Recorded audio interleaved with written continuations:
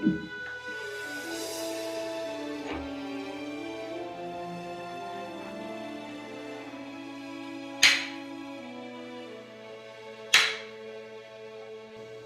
보살행을 우리가 개념적으로만 알 것이 아니고 실제로 보살행을 실천했을 때 성불을 할 수가 있는 거야. 그러니까 우리가 불자로서 부처님 법을 믿고 부처님 제자라 하면서 성불을 하는 데 있어서 보살행이 가장 중요하다라는 인식이 없어서도 안 되고 그것을 실천하지 못하면 안 됩니다. 실천을 해야 돼요. 그런데 이 전체적으로 만연되어 있는 분위기는 그냥 그거는 그 부처님 경전에 나오는 보살 두 글자고 행은 그냥 딴 사람이 하는 거고 나는 그냥 글씨만 읽으면 되는 줄 아는 사람들이 많아. 그죠? 그럼 될까 안 될까? 안 됩니다. 예, 여러분들은 행을 해야 돼. 예, 내 자신이 그런 보살행을 했을 때 성불을 한다. 그래서 이러한 대승불교와 더불어 반야부의 경전이 등장을 하게 되는 거야. 반야부.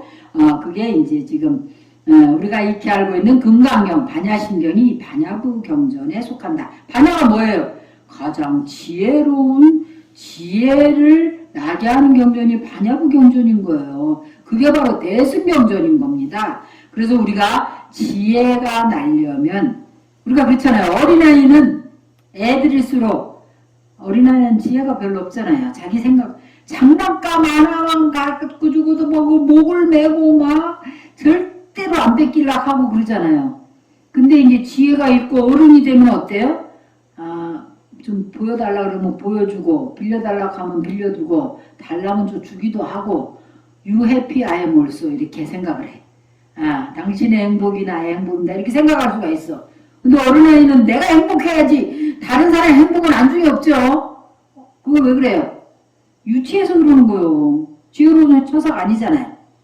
사실은 알고 보면 모든 사람이 행복했을 때 나도 행복합니다.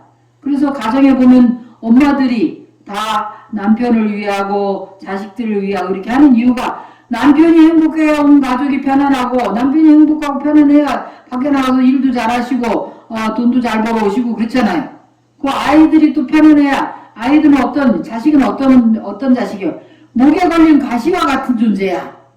그 아이가 마침 막상 아프거나 힘들어서 막 고민을 하거나 방구석에서 처박혀서 문만 닫고 방구석에서 안 나와도 부모님은 어때요? 굉장히 걱정이 되고 밥맛도 없고 그렇죠? 그렇기 때문에 모든 사람이 행복해야 나도 행복한 거다. 지금 코로나 때문에 온 세계가 다 코로나가 없이 다 병이 없이 행복해야 나도 병고가 없는 거잖아요. 그죠? 그리고 전쟁도 없어져야 우리도 안정이 되고 경제도 안정되고 모든 게 안정이 되지. 사실 이거는 이론적인 게 아니라 실제다 이 말이야. 실제. 그래서 보살행을 해야만 모든 중생이 행복하고 나도 행복하고 함께 성불할 수 있는 게 실화예요. 사실은 실화다 이 말이 이론이 아니다. 중국 남북조 시대 위제가 스님들을 모신 법회에서 위제라는 사람이 스님들을 모신 법회에서 질문을 했대요. 공자와 맹자의 책을 보면 모두 장과 절로 나눠져 있습니다. 그런데 불경에는 왜 이런 부분이 없습니까? 하고 물었어. 그랬더니 위제의 질문에 좌중이 당혹해 하던 차에 도안법사라는 분이 있었어요. 도안법사가 답변을 했습니다. 불경도 장과 절로 나눌 수 있습니다. 어떤 불경이든지 서분이 있어. 서론, 그 다음에 정종분, 본론, 유통분은 이제 결론 부분이면서 유통분이에요. 유통을 잘 해달라라는 부촉, 당부하는 분이죠. 이렇게 세 가지로 세 단락으로 나눌 수 있습니다. 이때부터 일반적으로 불교 경전을 서분, 정종분, 유통분으로 구분하기 시작했습니다. 서분은 경전을 기록한 이가 그 경이 설해진 연유를 기록한 부분이고, 정종분은 부처님이 설하신 가르침에 기록한 부분의 본론, 핵심입니다. 마지막 유통분은 법문을 듣고 깨달음을 얻은 대중이 기뻐하는 모습을 묘사하는 부분이 결론에 해당됩니다. 이러한 경전의 구성 방식도 금강경도 마찬가지다 그랬어요. 그런데 이와 더불어 오늘날 우리가 보는 금강경은 32분으로 나눠져 있습니다. 이것은 중국의 양무제라는 황제가 있었어요. 예, 이 양무제가 뭔 책을 썼습니까? 양왕참이라는 책 썼죠. 양왕참 우리가 많이 합니다. 양왕참 법회도 하고 그 책을 양무제가 쓴 거예요. 그 아들이 소명태자라고 있었어요. 소명태자가 금강경을 편집했습니다. 그러니까 왕실에서 황제들이 그리고 태자가 옛날에는 그런 특히 이렇게 중국의 양무제라는 우리나라 신라시대, 당나라 이런 때 청나라, 명나라 다 불교의 왕실에서 불교를 엄청 열심히 믿고 배우고 정진하고 또 청나라 순치 왕제는 출가했잖아요. 또 출가도 하고 이렇게 했습니다. 그래서 그 복이 있는 사람들이 지혜도 있어요. 그렇기 때문에 그분들은 깨달음이 빠르기 때문에 그렇게 왕실에서도 많이 불교를 하신 분들이 많다. 물론 이와 다르게 구분하는 경우도 있대요. 일례로 용성 진정조사가 번역하고 해설한 상력과해 금강경이라는 책이 있는데 본문을 48과목으로 나눴대. 근데 우리가 보통 배우는 거는 32분으로 나누는 금강경을 배웁니다. 여기서도 32분으로 나누는 금강경을 배울 거예요. 자, 금강경의 특징. 다른 경전과 달리 금강경은 전편에 걸쳐서 매우 특이한 논법을 구사합니다. 긍정이 부정으로 바뀌었다가 다시 부정이 긍정으로 변하는가 하면 이것도 아니면서 동시에 저것도 아니라는 식으로 그렇게 설법을 해나갑니다. 누구나 가끔씩은 언어를 통해서 생각과 감정을 전달하는데 한계가 있음을 느낍니다. 더구나 진리란 무엇인가, 부처란 무엇인가 라는 물음에 대한 답을 언어로 설명하기란 대단히 어려운 일입니다. 그래서 금강경은 생각이 그 어느 쪽으로도 고정되지 않게 하면서 언어로는 도저히 전달할 수 없는 살아있는 깨달음을 듣는 이가 스스로 체득하도록 하기 위해서 말 아닌 말을 넘어서는 그런 언어로서 언어적 한계를 뛰어넘었습니다. 이는 존재의 실상인 공에 대한 언어적 가르침을 넘어서려는 선종의 정신과도 흐름을 같이 한다고 그랬어요. 일단 그 언어적 한계를 뛰어넘는다 그랬습니다. 그것을 그 선종에서도 그런 흐름이 있다라는 말이죠. 금강경은 말씀에 어느 한 자락에 매달리는 것을 끊임없이 경계합니다. 또한 직접적인 언어로 지시하거나 표현하지 않으면서 수행자 스스로 깨달음을 성취할 수 있도록 이끌어줍니다. 정함이 있으면서도 정함이 없고 정함이 없으면서도 정함이 있는 이치로 가는 길이 거기에서 열립니다. 그래서 금강경의 번역은 우리나라에 전래된 것은 삼국시대 유래의 시대에 불교가 유입되면서 되던 초기에 금강경도 같이 들어왔다는 거죠.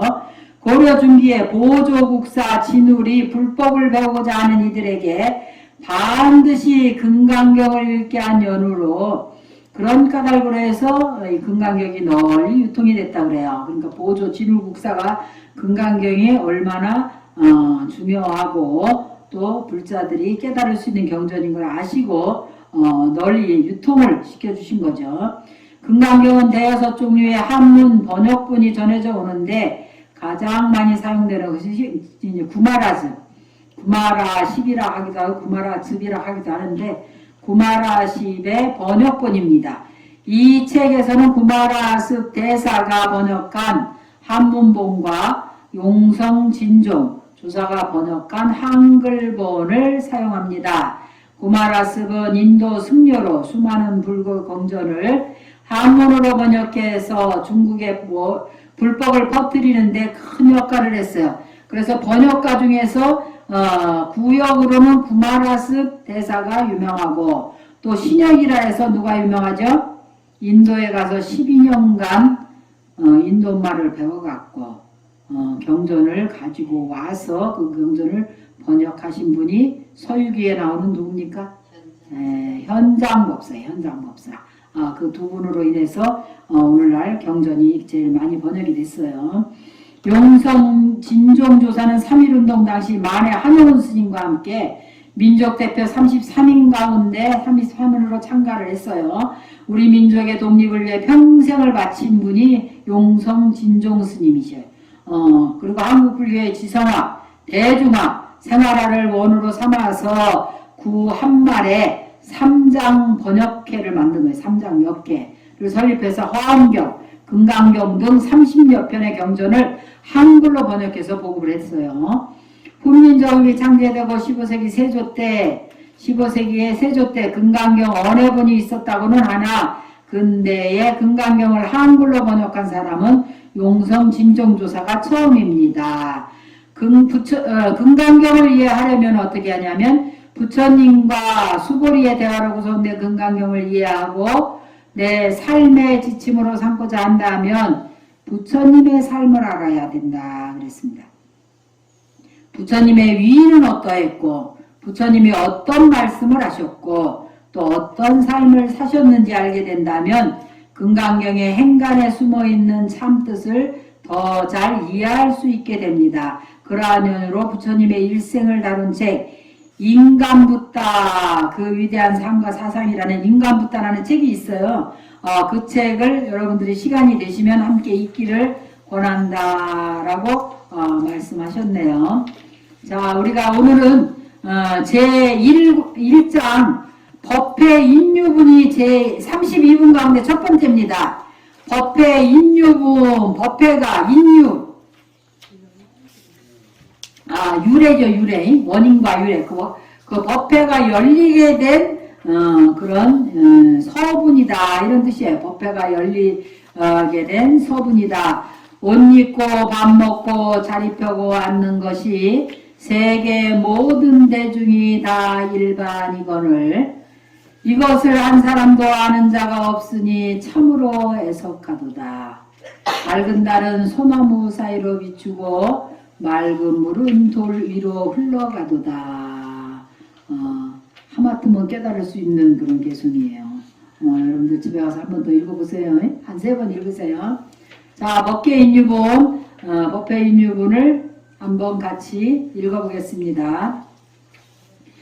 여시아문 일시불제사이구 기수구 고도건 여대비구 중전이백 50인구 이시세존 식시 작의지발이 사이대성걸시 어기성주 자재거리 완지본처반석 수이발세조기 부자이자. 자, 오늘은 여기까지 세조기 부자이자 하시다까지만 공부를 하겠습니다. 이와 같음을 내가 들었사오니 여시아문하사오니 그랬어. 누가 한 말일까? 안한존자가 한 말이야. 안한존자. 부처님 경전 중에서 처음에 부처님께서 돌아가실 때 안한존자가 물었어요. 부처님이 가시고 나면 우리가 경전을 결집해야 되는데 그때는 첫 번째 구절을 어떻게 시작을 해야 되겠습니까? 그런 말씀을 자세하게 물은 거예요. 안한존자가. 그랬더니 부처님께서 그러면 여시아문하사오니 이렇게 시작을 해라. 이와 같이 내가 직접 들었다 이 말이야. 직접. 옆에 사람한테 들은 것도 아니고 지나가다 들은 것도 아니고 직접 부처님이 설하시는 거를 들었다. 굉장히 중요한 겁니다. 그죠? 우리가 내가 여기다 보살님 저기 있잖아. 제주도 가니까 사람들이 되게 이상해 이러면 여기 한참 돼도 저기가 우리 거사님한테 가서는 제주도 가니까 사람들이 다 미쳤대. 이렇게 말이 와전이 되는 거야. 그래서 여러분들이 직접 와가지고 금강경을 서로 스님한테 직접 서로 스님의 입을 통해서 여러분들의 귀를 통해서 직접 듣는 거 굉장히 중요합니다. 그것을 구전, 입을 통해서 구전을 하고 여러분들은 이전, 직접 들은 걸 이전이라고 그래요. 그래야만 확실하게 알 수가 있어요. 그래서 이와 같이 내가 들었사오니 하고 안한존자가 직접 들은 거를 우리한테 전해주시는 거예요. 한때 부처님께서 사이국 기수 고도번에서 1200 비구 스님들 1250인의 유래는 여러분들이 아십니까? 잘 모르시나요?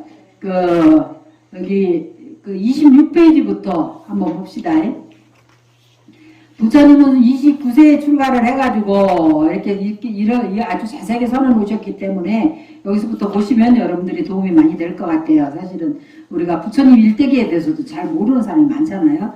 부처님은 29세에 출가해가지고 6년 동안 수행을 하셨어요. 6년을 고행을 했다 그랬죠. 그리고 35세에 명성을 새벽별을 보고 깨달으셨어요.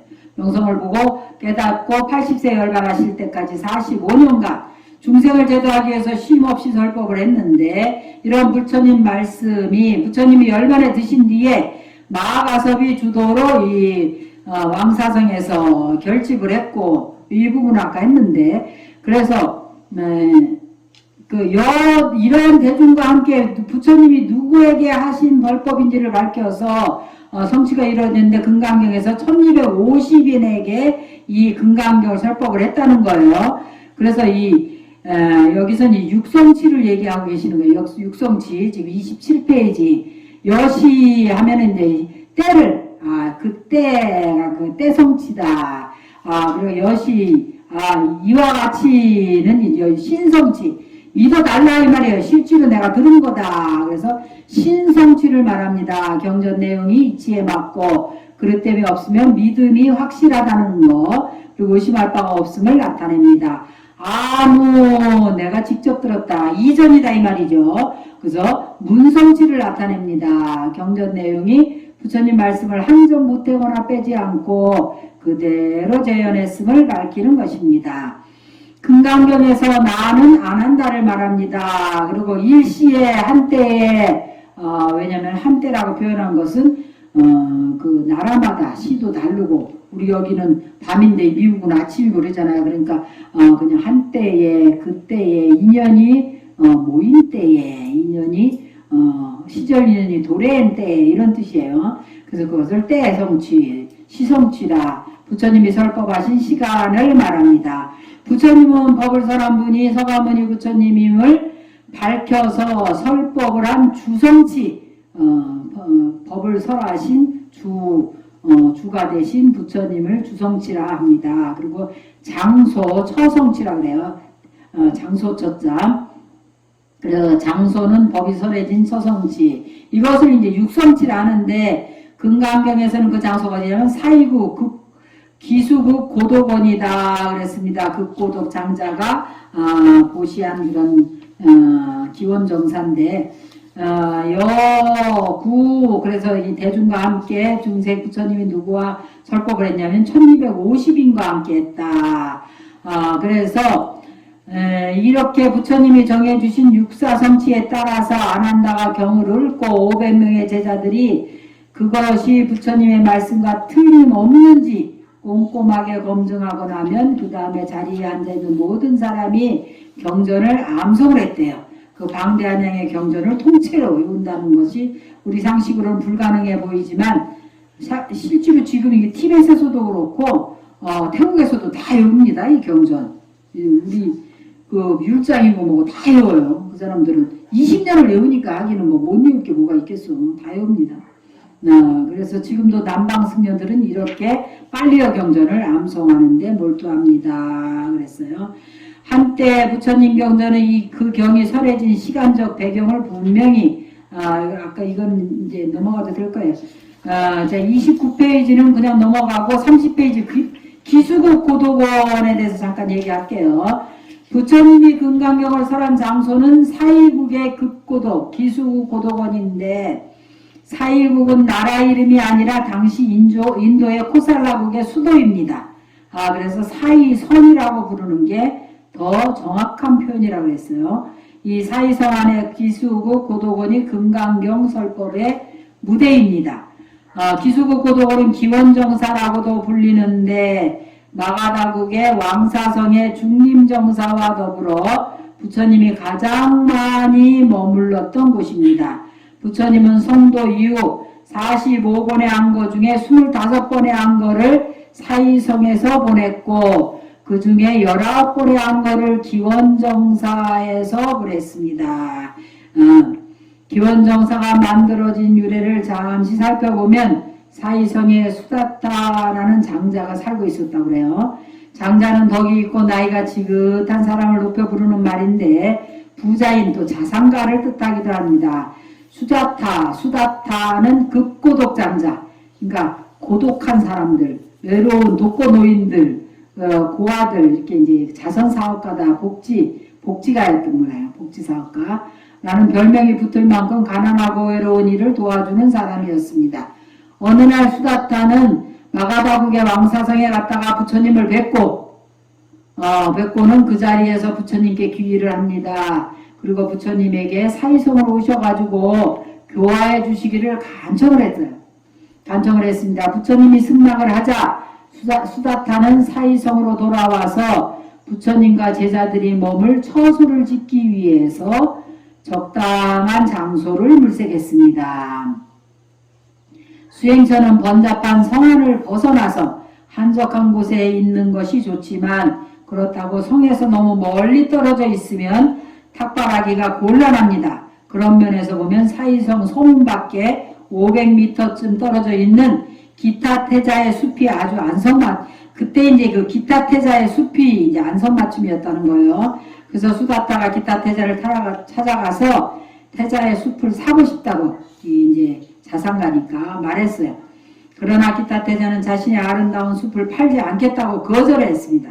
그런데도 수다타가 돈을 얼마든지 줄 테니까 숲을 팔아달라고 조르니까 그래서 기타태자는 감히 코살라국의 왕자인 자신에게 숲을 팔라고 요구한 수다타가에게 화가 났대. 화가 나가지고 이 태자나 이 왕실의 사람들이 또 좀 자만심이 있잖아요. 그래가지고는 뭐라 했냐면 숲 바닥에다 금으로 쫙 깔으라 그랬어. 금화로 쫙 깔면 팔겠다 이랬어. 수다타는 그날부터 자신의 재산을 금화로 바꿔가지고 기타태자의 숲에다 깔기 시작했대. 기타태자는 결국 수다타의 정성에 탐복을 해서 숲을 기증했고 이렇게 해서 기타태자와 극고독 장자의 이름을 그러니까 그 땅만 팔았지 자기 숲 이 나무들 이 사람들 굉장히 중요시 여기에요. 그래서 이 나무는 내가 판 게 아니니까 이것은 내가 기증한 거로 해달라고 해가지고 그래서 그 두 사람의 이름을 따가지고 기수국 고독원 기타태자가 나무를 도시하고 그리고 이 수다타 장자가 극고독 장자가 시주를 했다 해서 기수국 고독원이라고 이름을 붙이게 됐다 그래요. 그래서 기수국 고독원은 그렇게 믿음의 힘이 이룩한 불사였습니다. 그래서 이제 우리는 거기 가봤어요. 여러분들도 이제 이 인도 한번 갑시다. 그죠? 이 기원정사에 가갖고 금강경 독송을 하니까 조금 내가 요새 올해 금강경을 가르쳐보니까 확실히 좀 다른 것 같아. 제가 그 기원정사 가서 금강경 독송하고 왔거든. 우리 아기들 들었고 전에는 못 갔었어요. 근데 이번에 쉬라바스티라 그러거든 인도말로. 거기 가서 금강경 독송하고 이랬는데 확실히 좀 금강경 보면은 이렇게 아는 것만큼 보인다고 이렇게 느낌이 확실히 전에하고 좀 틀리더라고. 그래서 역시 가피를 받았구나라는 생각이. 그래서 여러분들도 인도 부처님 성지는 우리 불자는 반드시 가야 되는데요. 그리고 성지에 가면 반드시 가피가 있어. 업장이 높고 녹은 만큼 깨달음 없게 돼. 지혜가成长합니다. 그래서 여러분들도 꼭 한번 가야 되겠다. 원력을 세우면 뭐 이번에 금강경 강의 끝나고 원력을 세워가지고 마음을 내보는 것도 괜찮겠어요. 그죠? 그러면 또 우리 유튜브 듣는 불자들도 많이 가고 싶어 하니까 같이 가도 되고 그렇게 합시다. 그래서 1250명의 비구들이 이제 같이 거기서 금강경을 들은 거예요. 그래서 비구는 출가해서 걸식을 수행하는 남자 승려, 비구니 여승려는 이제 비구니, 예비 승려는 삼인이 이렇게 부릅니다. 그래서 우리 한국에서는 승가대학을 2년 다니면 3인계를 받을 수, 그러니까 3인계를 받고 승가대학 2년 다니고, 그러고 나면 식차만한이계를 배워요. 받아요. 그거는 이제 학계녀라 해가지고, 비구니, 대비구니가 되기 위해, 정식 승려가 되기 위해서 학계녀, 그 계를 배우는 사람들입니다. 그 다음에 4년을 졸업해야 비구니가 될 수 있어요. 그래야 정식 승려라고 인정을 받는 겁니다.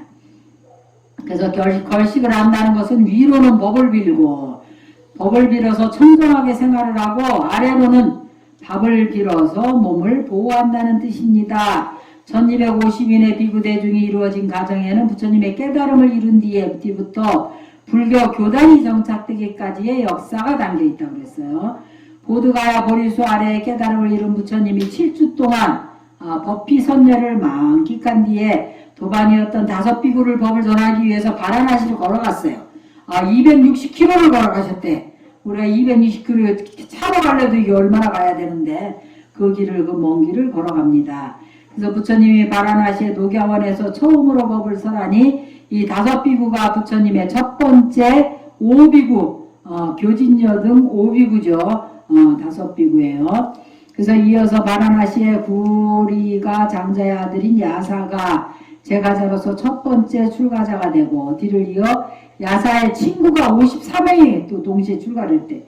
그 친구 따라 강남 간다고 54명이 동시에 출가를 했다는 거예요. 부처님 제자가 됩니다.